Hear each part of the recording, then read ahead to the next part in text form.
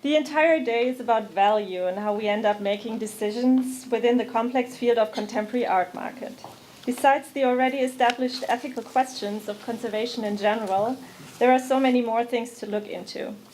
What does it mean for us when artworks become a commodity or an investment? What are the expectations of the collector, which means when is a less perfect condition acceptable, and how does one deal with a rather short lifespan of certain materials? The terms devaluation and total loss come to mind. Our next guest is an expert in these questions and will offer a variety of perspectives drawn from her wide experience.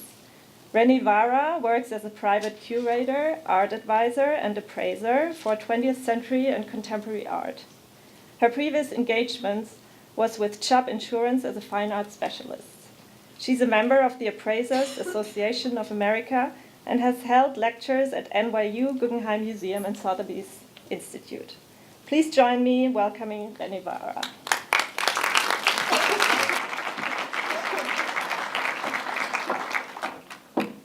Thank you. Hopefully I won't be an experiment in ephemeral nature, and you'll see me. It's at least cooled down today, this afternoon. So just to start, when Christian and I were trying to approach how to focus this topic, it was a big challenge for me because it's a lot of content. So what I'd like to do is ask a bit of forgiveness, because what I'm going to do is kind of talk about things that are seemingly banal, but I know they will contextualize a lot of the discussion earlier in the symposium. And then I'll try to circle back and discuss how it relates to the art market and decision-making processes and some challenges and questions we're all largely confronted with when dealing with these issues. So the damage and loss process.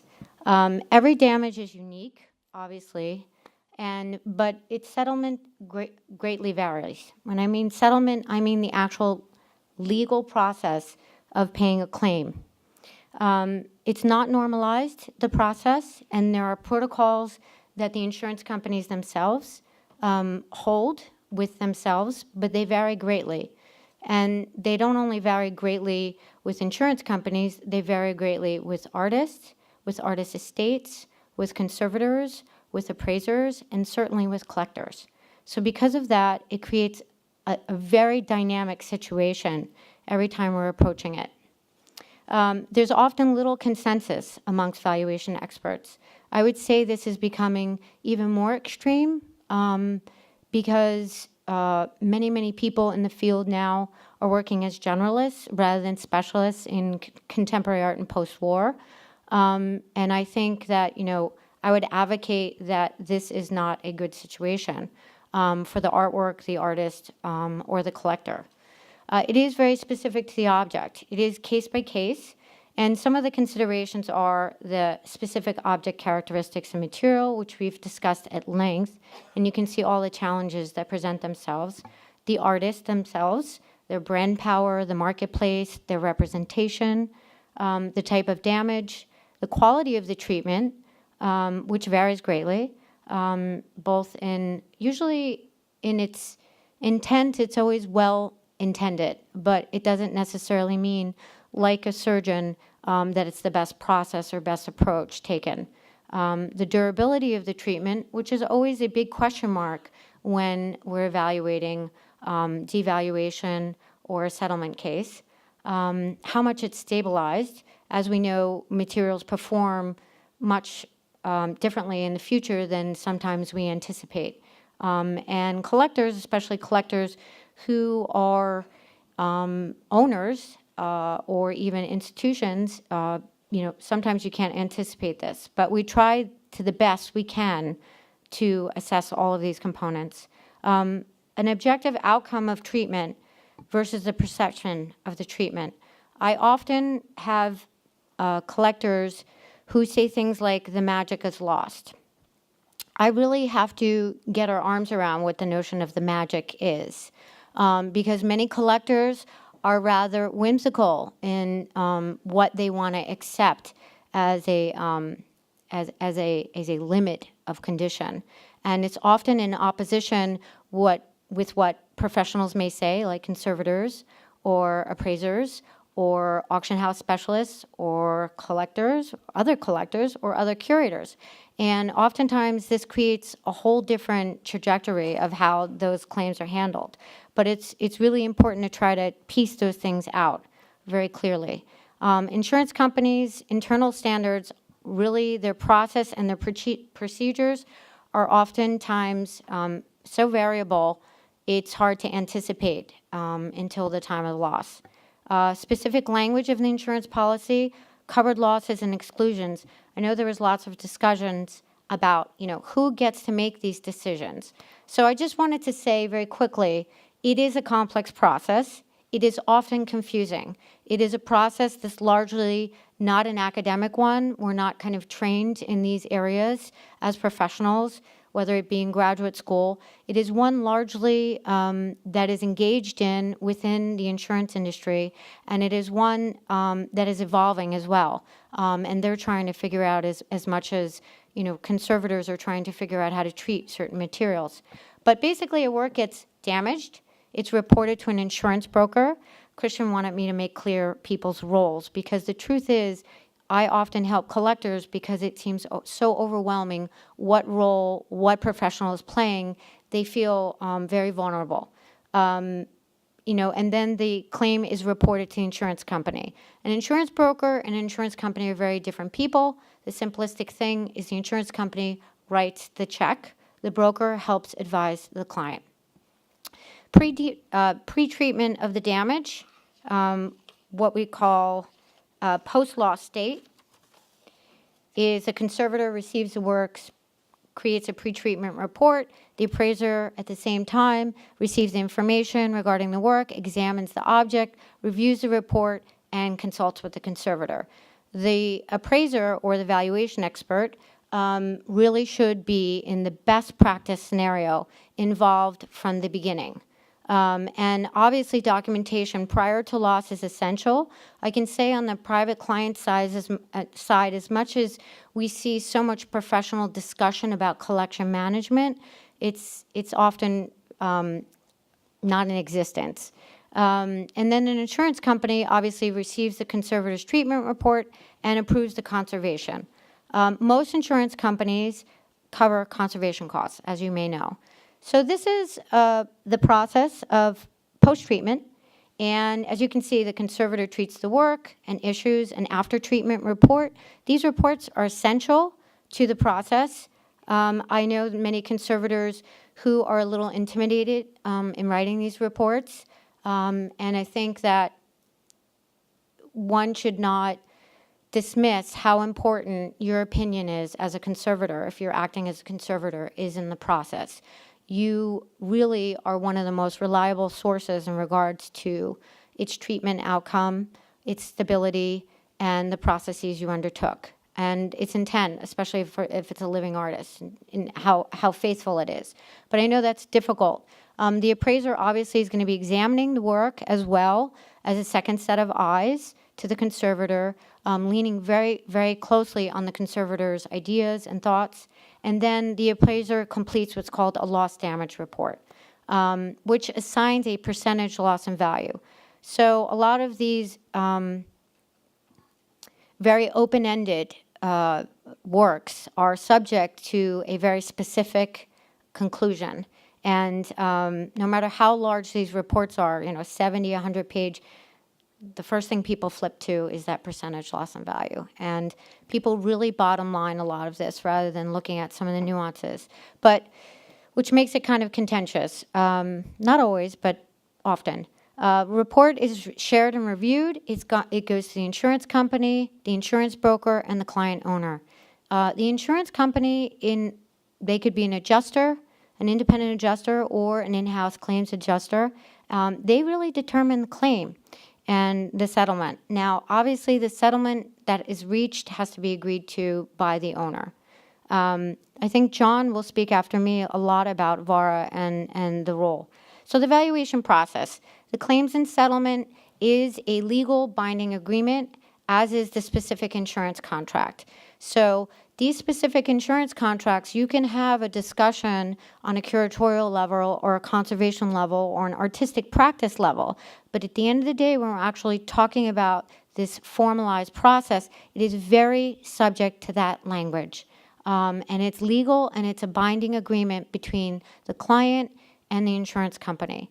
There are great differences between personal insurance and commercial insurance. There's different definitions of what fine arts are, what it includes, what it excludes, what's a covered loss, what kind of exclusions, even in a covered loss, may be in play. And also, which is, most difficult, is issues of valuation clause. And as a bit of a valuation geek, this is where things get very murky and mucky, and I'll explain why. So we talked about partial losses and total loss. I would just want to make a couple comments. A partial loss is where the payout to the claim or to the client is less than the total value of the object. The object does remain in the hands of the owner or the collector or the institution, and the object is theoretically devalued to some extent. Obviously, the percentage, that we determine specifies to what extent. A total loss is a full payout to the policy limits for that object. The ownership, and this is essential, the ownership does typically transfer to the insurance company at that point. And that is a formal process that is subject to sign-offs. And, theoretically, the object has lost all value. It's salvage, and, how that conclusion is arrived at is a different discussion, but it is subject to Vara. So, insurance companies have to be mindful of Vara. But it's also important to understand that many, many situations I'm seeing now, and I can say these are institutional collectors, really big-minded collectors, collectors who have large collections that are either historic or emerging. Their role is also part of sometimes what becomes a total loss. So it's not necessarily that the work is fully damaged, meaning it's lost all historical merit or historical value or even market value. It means the insurance company has paid for the full value. So valuation reports are theoretically adhered to USPAP. Everyone knows USPAP here, right? Yes, Uniform Standards of Professional Appraisal Practice. It's actually very important if you don't know what that is and you are working in these circumstances with a valuation case, that you do understand that, most importantly, that is the only codified methodology that's out there in terms of valuation proceedings. And it might not be important in the upfront or if everything goes well in regard to the settlement of the claim, but if it doesn't, it can be problematic. So if you're either hiring someone or working in tandem with someone, it's very important that they be USPAP tested. Because if it goes to court, that will be the first thing that will be discussed, because it is the only methodology that's uniform. And even within that uniform methodology, there's so much variance. So you don't want to start basically not conforming to the one kind of code that exists out there.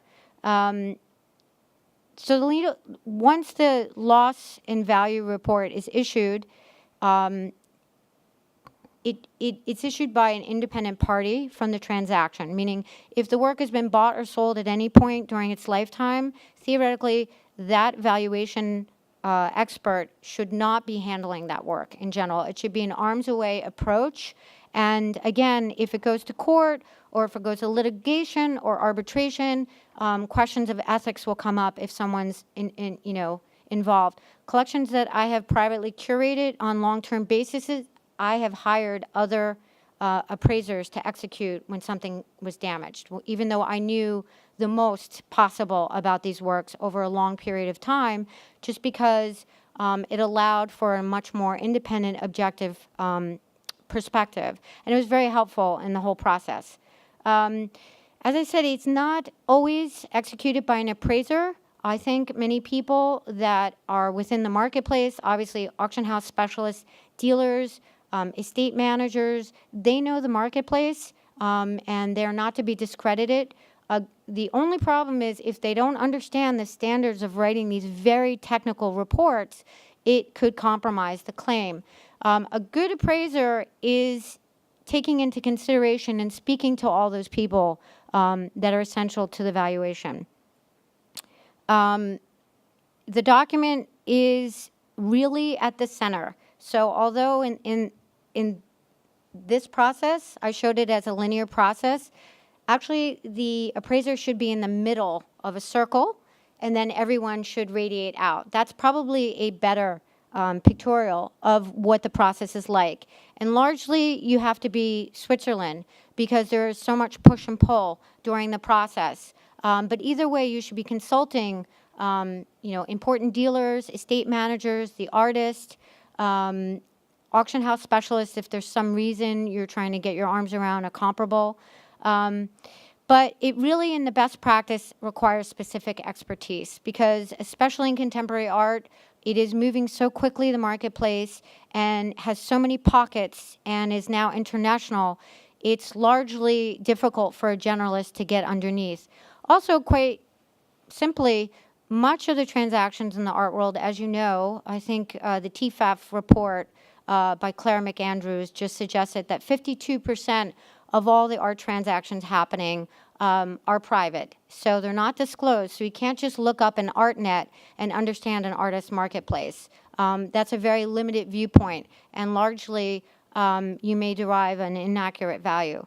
You also need to follow artists and be within the marketplace to have a kind of insider's edge to what's happening. It must be a covered loss due to physical damage. And, the report creates a conclusion that looks something like that. It's $300,000, it's 20%, the loss in value is 60%, the insurance settlement was 60% plus conservation and any other fees. Now, this is where it gets sticky. The insurance company language in the actual policy typically reads this way. 3 types of valuation clauses: agreed amount, market value, and extended replacement value. Anyone heard of these things? Yes, market value maybe, right? These are not defined necessarily. Extended replacement value is solely a product of the competitive high-end fine art marketplace. I watched it evolve, and it's really difficult. But simply, extended replacement value is if the client insures it for $10,000, at the time of loss, if the work has appreciated, they actually can collect up to $15,000. So that may not seem like a very wide range of values, but imagine a $10 million piece that now the insurance company is looking at a $15 million claim. Or imagine a whole collection which is worth $200 million and it's now subject to $350 million. It opens a can of worms for debate because it is really difficult. And the only thing that kind of formalizes it is that you have to look at the loss in a timeline, and the timeline is at the time of loss. So you have to kind of create a window, which is usually hypothetical, going backwards in terms of establishing value. But nevertheless, it's very, very subject to debate. Market value is very general as it's defined. It is not what USPAP defines as market value. Agreed amount is $5,000 is $5,000, no more, no less. Market value, if it says market value, is it capped? May not be. And then depending on where they settle it from, the contents policy or the fine arts and policy, there's a whole nother element. So if it sounds like a bit squishy, it actually is. So USPAP values are very firmly defined. Fair market value being the price at which property would change hands between a willing buyer and a willing seller, with neither party being under any compulsion to buy or sell and both having reasonable knowledge and relevant of the facts. This is what they use for IRS donations. This is what they use for charitable gift. It's sometimes what's used for claims and devaluation. But again, it's fair market value. It's not market value. Retail replacement is actually what typically insurance companies on the personal property side, so private insurance, not institutional insurance, uses for valuation standards. And it's the highest amount in terms of US dollars that would be required to replace a property with another similar age, quality, origin, appearance, and provenance within a reasonable length of time. This can be obviously considerably higher than market value. Market value or fair market value theoretically is a trading number, buyer and seller at that moment. Replacement value takes this concept and makes it even more theoretical and says, okay, so you lost your Picasso. With that, it's going to take a while to find a replacement, and we can't just walk out the door and necessarily buy it. We certainly can't buy it at auction. We might have to call 20 dealers, and of those 20 dealers, one dealer may have something that's similar in quality and historical merit and style, and whatever that dealer wants to sell it for, theoretically, that's the replacement value. So obviously, you know how the art world works. It's supply and demand. With a very rarefied work, this can be considerably different. And then with a commoditized work or an emerging artist, we can see great gaps between the retail value, what you would buy it at the gallery, and if a young artist goes to auction, what it may sell for at auction. So the basic point I'm trying to make without being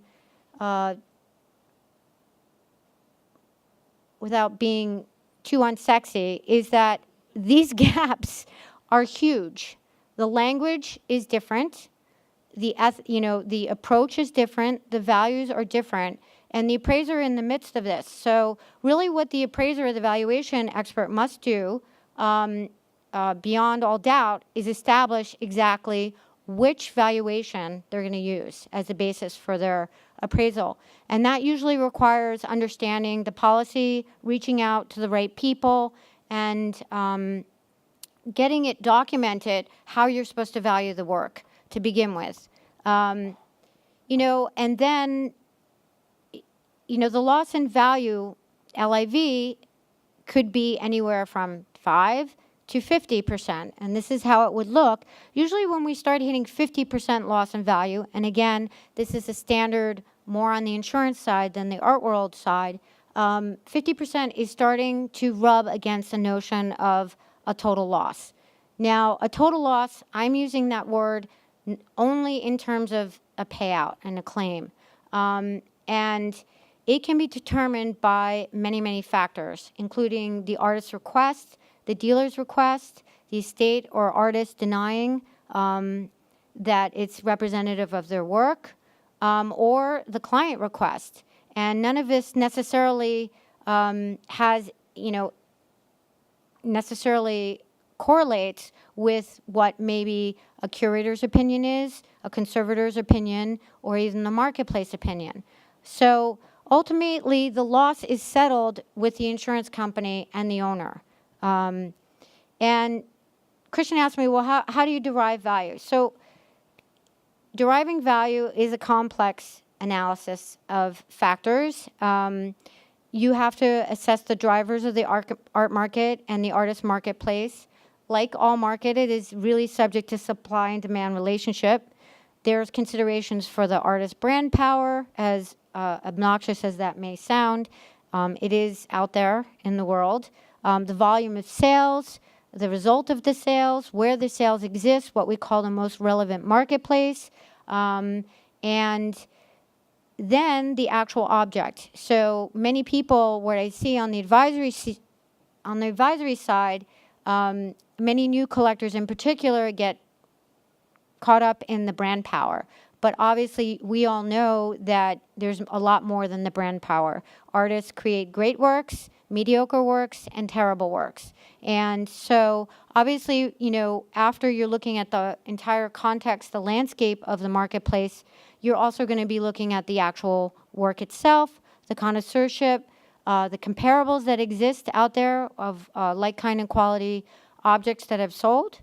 And here's an example of and it's very difficult for me to show images of items. I'm sure conservators are also involved in a similar issue.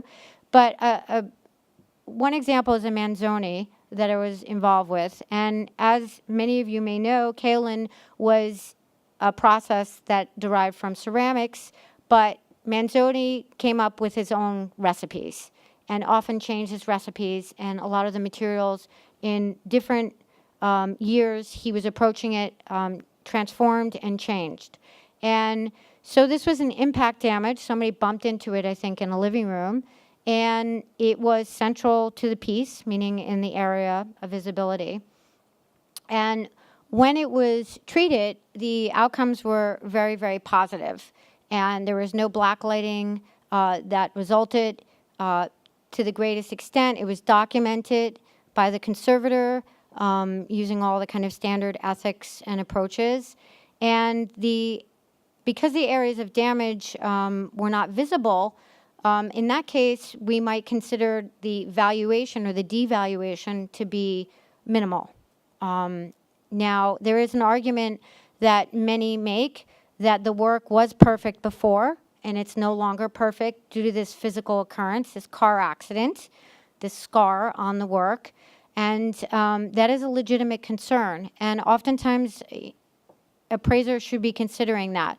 I do think sometimes for very rarefied works that are museum quality artists, that over time, those damages become less valuable, meaning the market will accept, just like an old master's painting, the market will accept that this work is older and older and it's not going to be in perfect condition. So over time, for many works that can be successfully treated, the impact of that value damage, I think, is going to decrease. It's kind of like an arc that goes down like this. So obviously with Manzoni, some of the challenges, the experimental nature of his materials, the materials themselves, is it an exact match? How will they age? The two materials aging differently and separately, it being a monochromatic work and having a certain appearance that was, on a holistic level consistent, and it not necessarily having that in 5 years. And a more general question is, obviously, did it preserve the concept, the integrity of the work, the aesthetics of the work, as we were just discussing with some of the sound installations, or was it returned to its original pre-loss state, either partially or fully? Is the work destabilized to some extent because of the damage or the treatment? I have seen unsuccessful treatments, just like we see with surgeons. I've seen lots of botched jobs, unfortunately. That doesn't mean it can't be remedied, but I do see that, and that changes the work. What extent can the treatment be perceived, and to what extent will the marketplace accept it or not? Separate from the collector, there's the whole world of the art market. So are they going to accept a certain, bandwidth of damage to an artwork? You'll be surprised how much is accepted and absorbed into the art marketplace. And I know this is very different for institutional collections, but I think because the art market is just expanding exponentially every day, there are so few people that actually even know how to evaluate condition. It really flies under the wire. Is the post-loss state the same as the pre-loss state? Does the hand of another, and we were addressing this earlier, transform the authenticity, or what I would call the aura of the art? So as the collector, suggested to me with one of his works, the magic was gone. And it was really tough because I actually thought the work was quite magical. And, in that case, because of the client, there was a total loss determined on that work. So here's another example that actually Christian and I were involved with, and I like to show this, and I show it often because, first of all, I can speak about it because it's been published. This was a diptych, a conceptual piece, and it was 2 parts, obviously, and it was damaged by water. And when Christian approached it, the buckles in the surface could not be eliminated. It was monochromatic with a small kind of a figurative thing. It was a figurative, I'm trying to think now. Oof. It was a while ago. In the center, but largely the painting was covered in a monochromatic surface. And the mold stains could not be limited. Christian thought it might be unstable in the wrong conditions. And those mold stains were very obvious from the front, the side, the back. If somebody just flipped the work, they could easily perceive it. And so it was deemed a total loss. That's another example across the stretcher of the mold stains. So this was sent to the world as salvage. Maybe that's heaven or hell for paintings, I'm not sure. And how this got there is a bit of a mystery.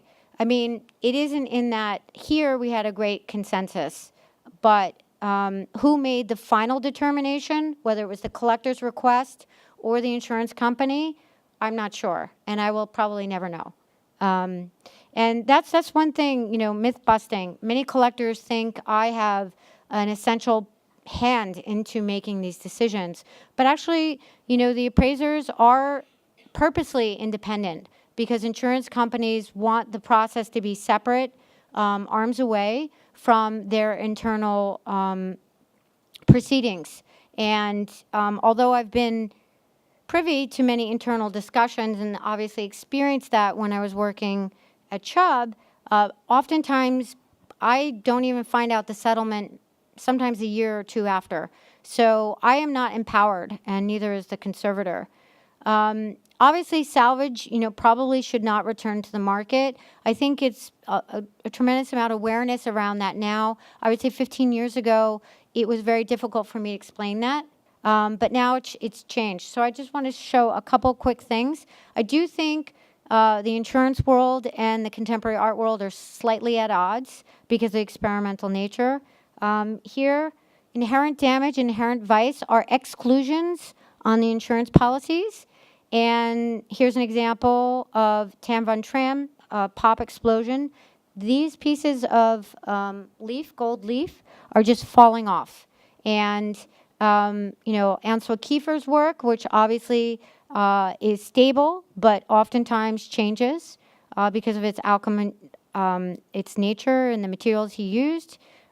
Tracy Emin's bed, soiled condoms, panties, everything of that sort, they're already contaminated.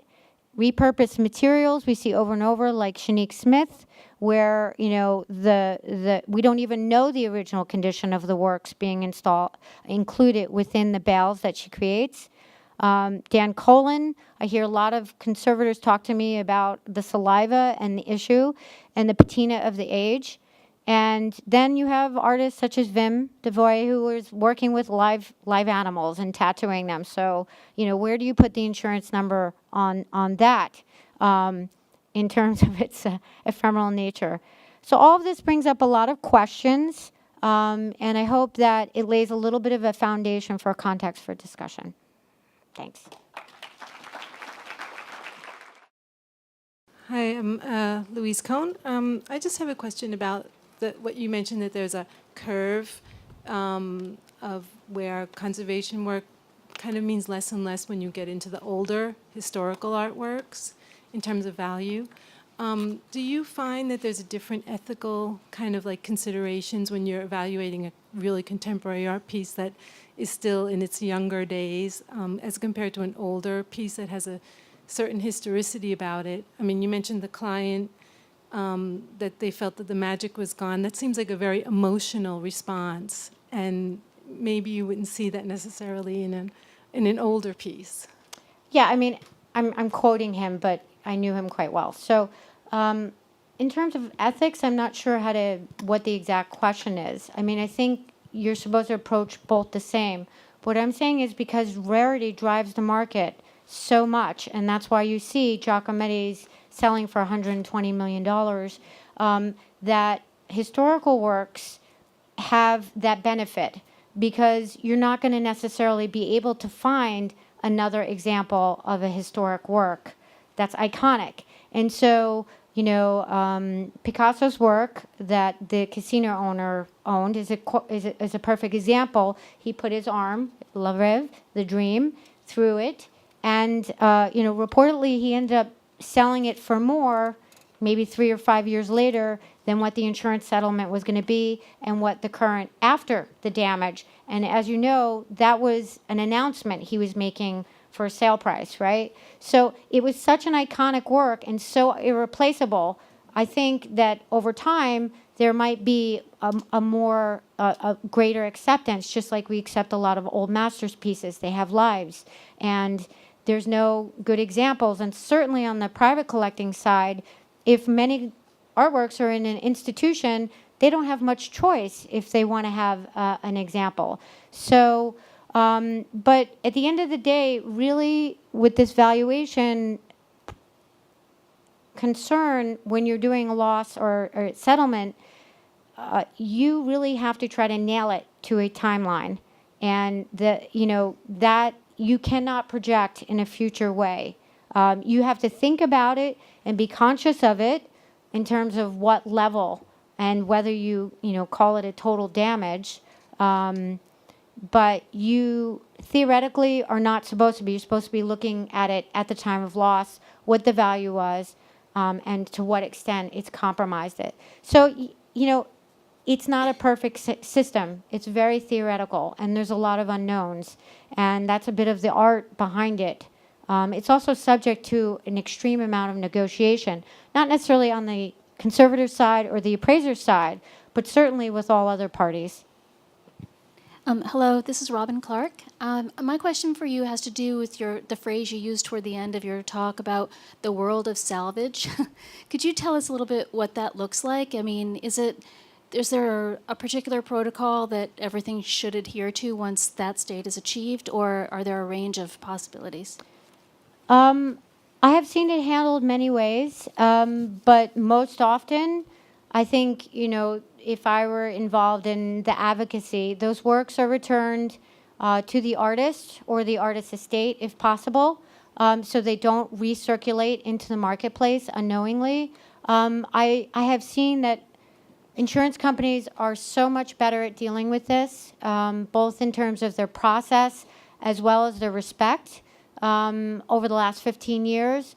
So in general, I haven't seen many items resurface that shouldn't have. However, there are these times when these huge damage situations occur, when you have like a 10,000 square foot home that is burned and smoke damage, and there's just thousands of items that need to be removed, and a salvage company is brought in, and they basically clean and remove it, and you'd be surprised. It's shocking, but even sometimes the client themselves don't remember what they owned, and that seems very difficult to understand or appreciate as art caretakers.